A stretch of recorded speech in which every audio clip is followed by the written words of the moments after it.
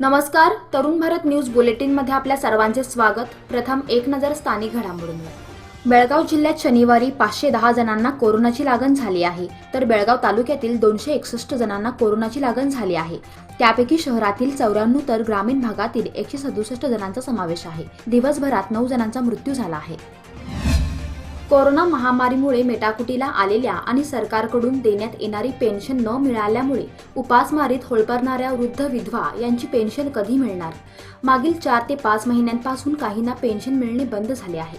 त्यामुळे त्यांच्यावर उपासमारीची वेळ आली असून याकडे आता तरी गांभीर्याने लक्ष द्या, असे आवाहन जिल्हा पंचायत सदस्य रमेश गोरल यांनी केले.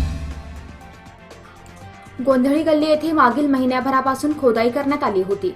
महिना उलटला तरी अद्याप ते काम पूर्ण करण्यात आले नाही. तसेच त्यानंतर या ठिकाणी कोणीच फिरकले नाही. महिना उलटला तरी काम सुरू नसल्याने ही केलेली खोदाई नागरिकांसाठी अडचणीची ठरत आहे. त्यामुळे नागरिकांमधून संताप व्यक्त केला जात आहे. जर आम्ही आता उठाव केला नाही तर, असा प्रश्न करत भारतातील 400हून अधिक महिला संघटनांनी एकत्र येऊन शिक्षण दिनादिवशी आंदोलन छेडले.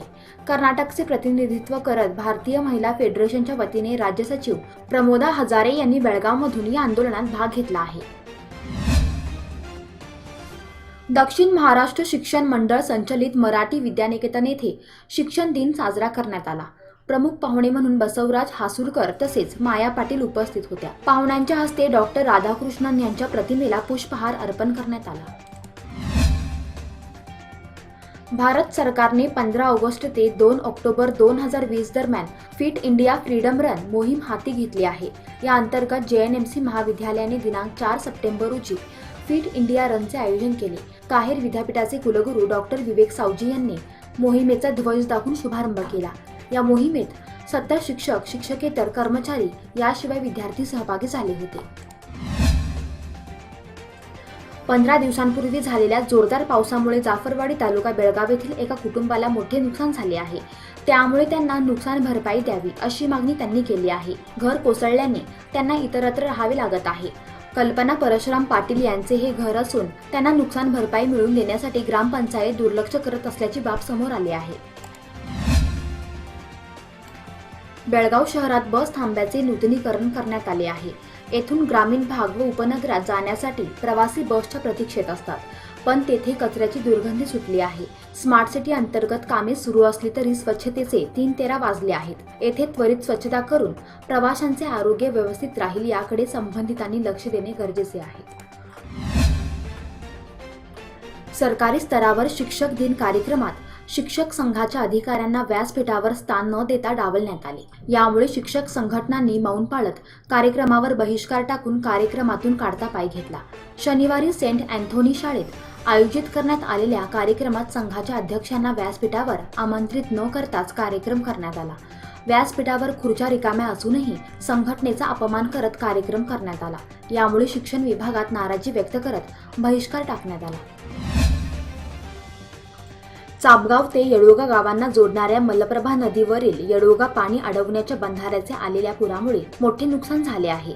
बंधाऱ्याच्या दुतर्फा मातीचा भराव नसलेला रस्ता तुटून गेल्याने या रस्त्यावरील वाहतूक गेल्या महिन्याभरापासून बंद आहे. 4 ऑगस्ट रोजी आलेल्या पहिल्या महापुरामुळे रस्त्याच्या दुतर्फा पाण्याच्या अतिदाबाने रस्ता वाहून गेला. त्यामुळे चापगाव भागातील प्रवासी वर्गाचे मोठे हाल होत आहेत. त्यासाठी बंधाऱ्याच्या दुतर्फा असलेली दुरुस्ती तात्काळ करण्यात यावी अशी मागणी करण्यात येत आहे. आता पाहूया राष्ट्रीय आंतरराष्ट्रीय घडामोडी.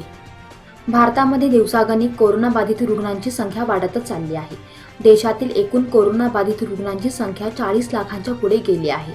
गेल्या 24 तासात देशात 86,432 नवीन कोरोनाबाधित रुग्णांची वाढ झाली आहे. ही आतापर्यंतची सर्वात मोठी वाढ आहे.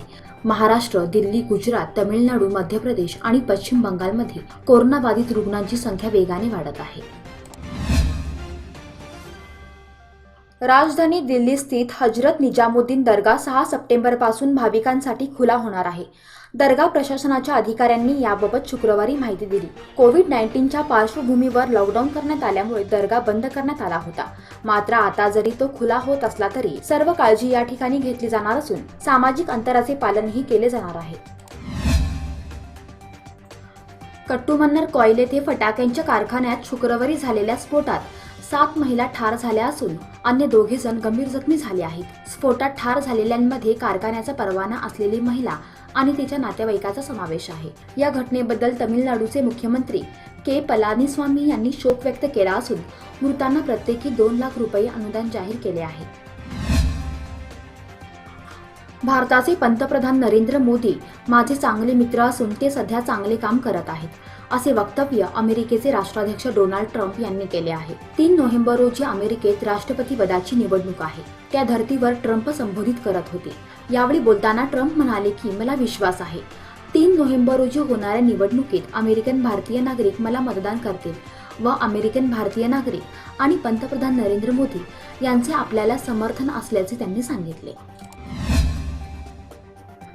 चीनवर सरशी साधण्याच्या दृष्टीने महत्त्वाच्या असलेल्या पँगॉक सरोवराच्या दक्षिण किनाऱ्याजवळच्या महत्त्वाच्या टेकड्या भारतीय सैन्याने ताब्यात घेतल्या. त्यानंतर आता सामरिक दृष्टीने महत्त्वाच्या असलेल्या ब्लॅक टॉप जवळचा एक भाग इंडो तिबेटियन बॉर्डर पोलिसांच्या 30 जणांच्या पथकाने ताब्यात घेतला आहे. त्यामुळे पूर्व लडाखमधील नियंत्रण रेषेजवळ चीनच्या हालचालींवर नजर ठेवणे शक्य होणार आहे. कोरोना विषाणूमुळे जगभरात मंदीचे वातावरण आहे. भारतातही गेल्या काही दिवसांपासून अनेकांना आपली नोकरी गमवावी लागली आहे. आर्थिक संकटात अनेक कंपन्यांनी कर्मचारी कपात आणि कामगार कपात केली आहे. त्यातच आता टेलिकॉम क्षेत्रातील सरकारी कंपनी BSNL 20,000 कंत्राटी कामगारांना नारळ देणार असल्याचे वृत्त आहे. BSNL कंपनीच्या कर्मचारी संघटनेने याबाबतची माहिती दिली आहे.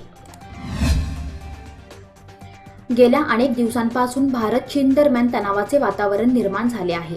गलवान खोऱ्यात झालेल्या चकमकीत भारताच्या 20 जवानांना हुतात्मे आले होते, तर भारतीय जवानांनी प्रत्युत्तर देत चीनच्या 40 जवानांना ठार केले होते. एकीकडे चर्चा सुरू असताना दुसरीकडे चीनकडून मात्र कुरापती सुरूच आहेत. दरम्यान अरुणाचल प्रदेशमधील 5 भारतीयांचे चीनी सैन्याने अपहरण केल्याची माहिती आता समोर आली आहे. काँग्रेसचे आमदार निनॉन एरिंग यांनी हा दावा केला आहे.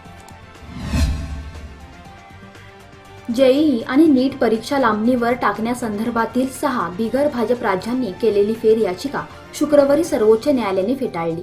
कोरोना काळात लाखो विद्यार्थ्यांचा सुरक्षेचा प्रश्न महत्त्वाचा असल्याने या परीक्षा पुढे ढकलण्याची विनंती याचिकेत करण्यात आली होती. फेरविचार याचिका आणि संबंधित दस्तऐवज न्यायालयाने बारकाईने पाहिलेले असून त्यावर सुनावणी घेण्याची गरज नसल्याचे मत नोंदवत न्यायाधीश अशोक भूषण, न्यायाधीश भूषण गवई आणि न्यायाधीश कृष्ण मुरारी यांनी ही याचिका फेटाळली. मुंबईत शनिवारी पहाटे 6:30 वाजण्याच्या सुमारास भूकंपाचे सौम्य धक्के जाणवले.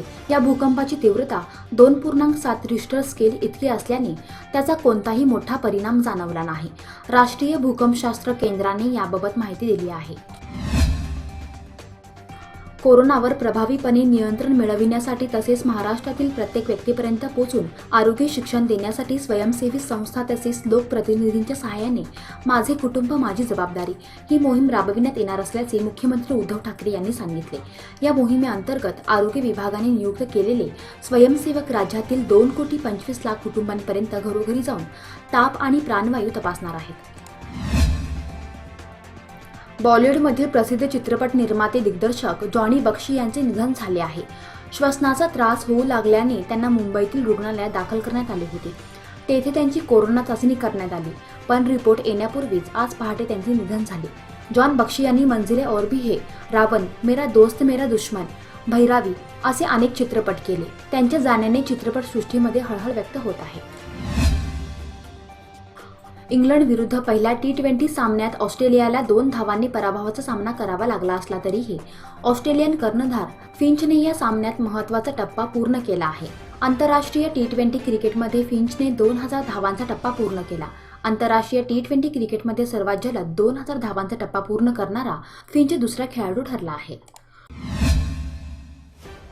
भारताच्या सुमित नागलचे अमेरिकन खुल्या टेनिस स्पर्धेच्या एकेरीतील दुसऱ्या फेरीत अखेर आव्हान संपुष्टात आले. नागलला ऑस्ट्रेलियाच्या दुसऱ्या मानांकित डॉमिनिक थीमकडून 3-6, 3-6, 2-6 असा पराभव पत्करावा लागला. 7 वर्षांनंतर ग्रँड स्लॅमच्या एकेरीची दुसरी फेरी गाठणारा नागल हा पहिलाच भारतीय ठरला आहे. मात्र दुसऱ्या फेरीचा अडथळा त्याला पार करता आला नाही.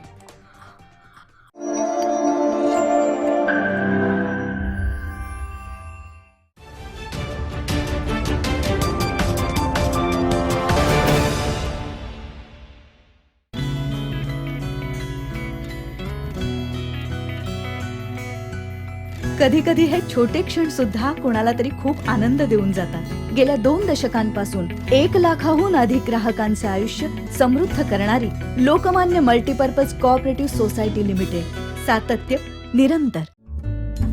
सबस्क्राईब करा तरुण भारत न्यूज चॅनलला आणि ताज्या घडामोडी सर्वात आधी जाणून घेण्यासाठी बेल आयकॉनवर क्लिक करा.